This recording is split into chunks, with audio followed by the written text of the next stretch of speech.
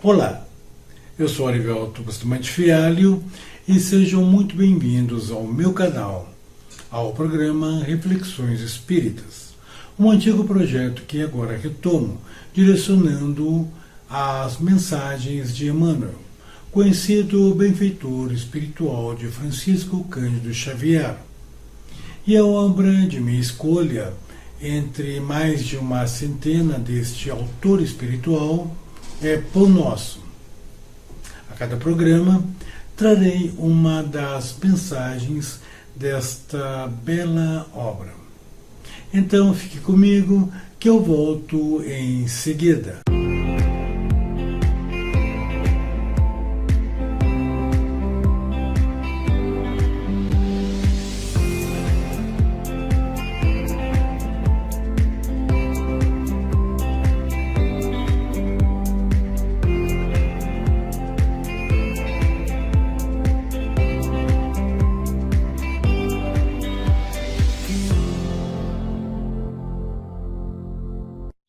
Estou de volta.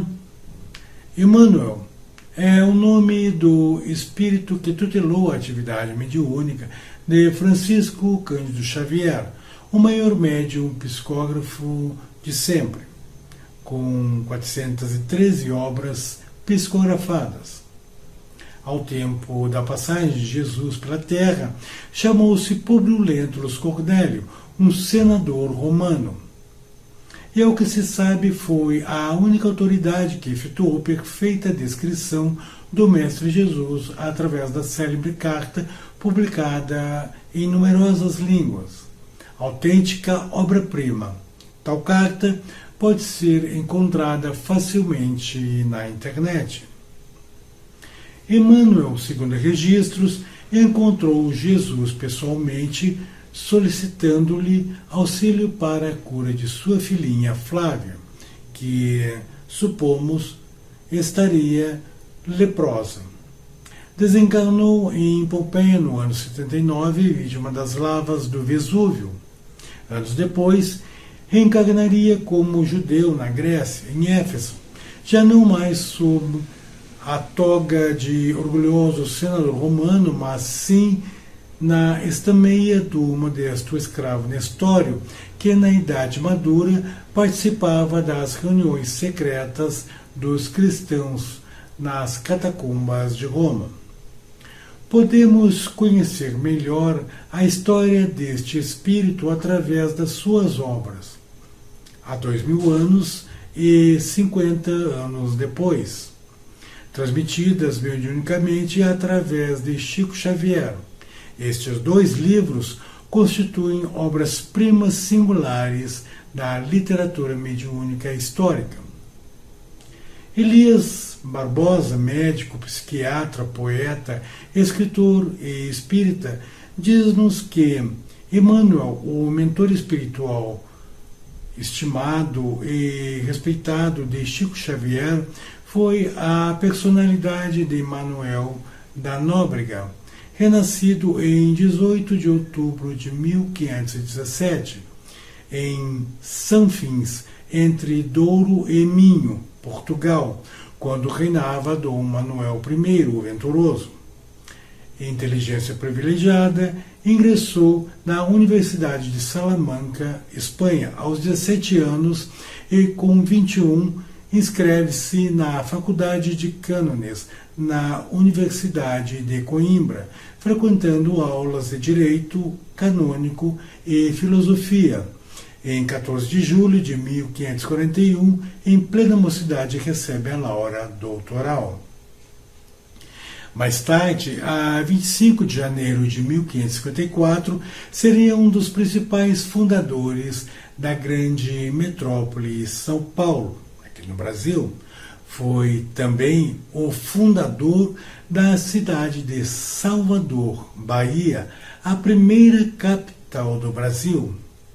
A informação de que Emmanuel teria sido o padre Manuel da Nóbrega foi dada pelo próprio Emmanuel em várias comunicações através da mediunidade idônea e segura de Francisco Cândido Xavier.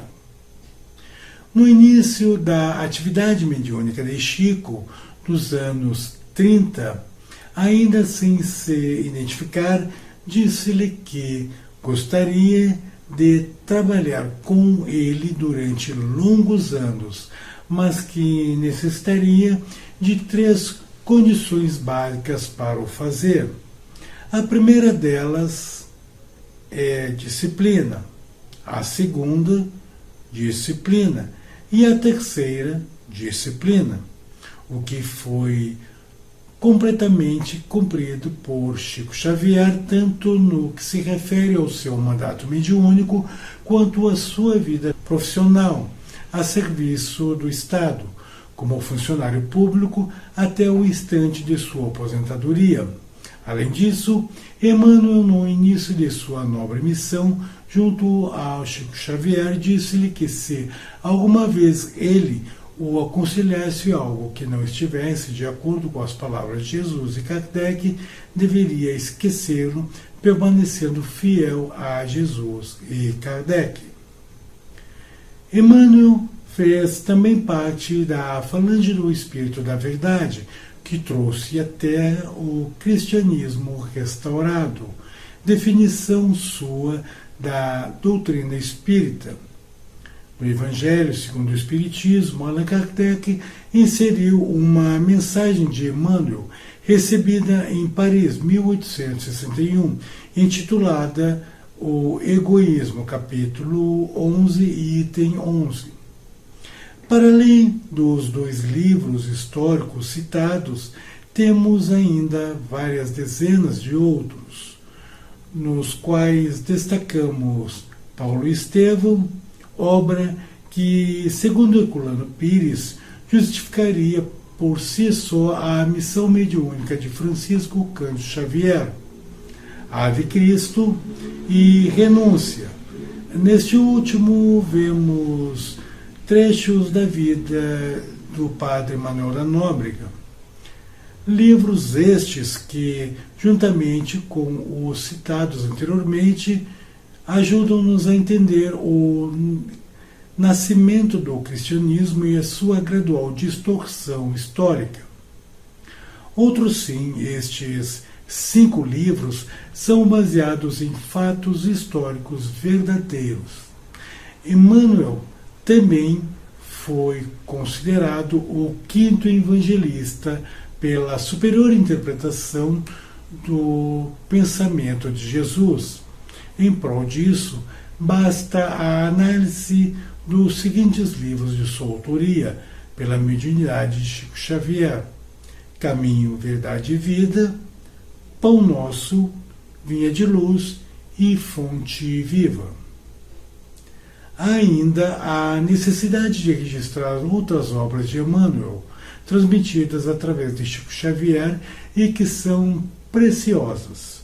São elas A Caminho da Luz, que nos relata a história da civilização à luz do Espiritismo, e Emmanuel, livro constituído por diversas dissertações importantes sobre ciência, religião e filosofia que preocupam a humanidade.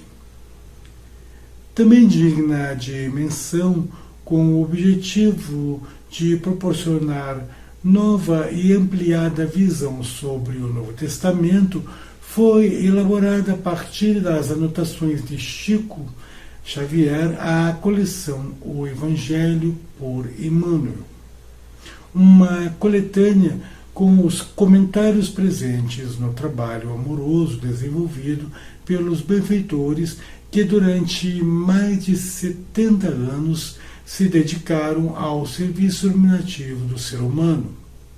Nesta coleção estão presentes os comentários alusivos ao Evangelho segundo Mateus, Marcos, Lucas, João e os Atos dos Apóstolos, respectivamente, com versículos atualizados de acordo com as traduções mais recentes.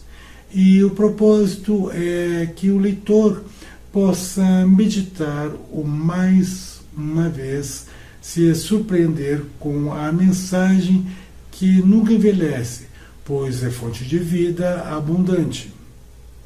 A propósito da obra Pão Nosso, O livro traz interpretações dos ensinamentos do Evangelho, explanações que não têm por função apenas elucidar e encantar, mas nos incentivar à ação, ensinando-nos a buscar a reforma íntima, o nosso progresso moral, pois o conhecimento só tem valor quando colocado em prática, quando muda o nosso comportamento, como nos ensina o autor nessa bela sentença. O problema não é apenas de saber, é o de reformar-se cada um para a extensão do bem. Emmanuel abre a obra O Pão Nosso com a seguinte mensagem, com o título No Serviço Cristão, e a inicia com uma pequena citação de Paulo, segundo Coríntios, capítulo 5, versículo 10. Porque todos devemos comparecer ante o tribunal do Cristo, para que cada um receba segundo o que tiver feito, estando com o corpo o bem ou o mal. E a mensagem diz: não falta quem veja no Espiritismo mero campo de experimentação fenomênica, sem qualquer significação de ordem moral para as criaturas. Muitos aprendizes da Consoladora Doutrina, desse modo, limitam-se às investigações de laboratório ou às discussões filosóficas. É imperioso reconhecer, todavia, que há tantas categorias de homens desencarnados quanto são as dos encarnados. Entidades discutidoras, levianas, rebeldes e inconstantes transitam em toda a parte. Além disso, incógnitas e problemas surgem para os habitantes dos dois planos.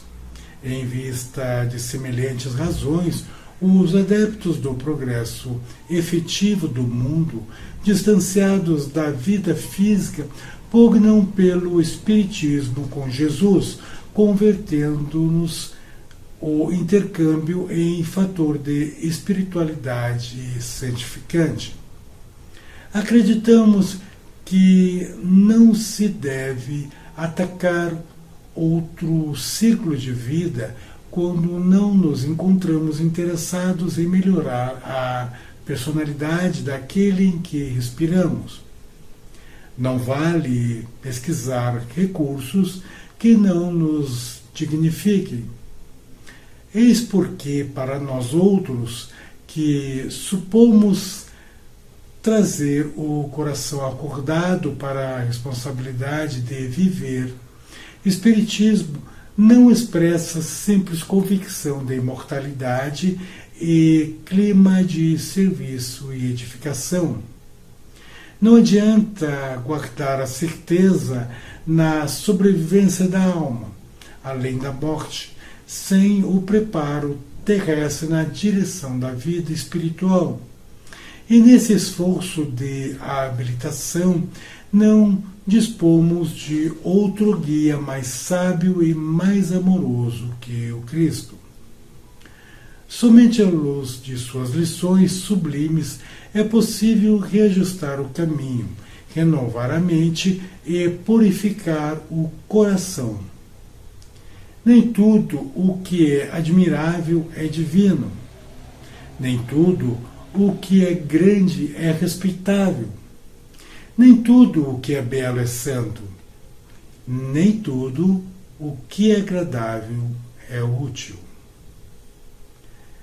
O problema não é apenas de saber, é o de reformar-se cada um para a extensão do bem.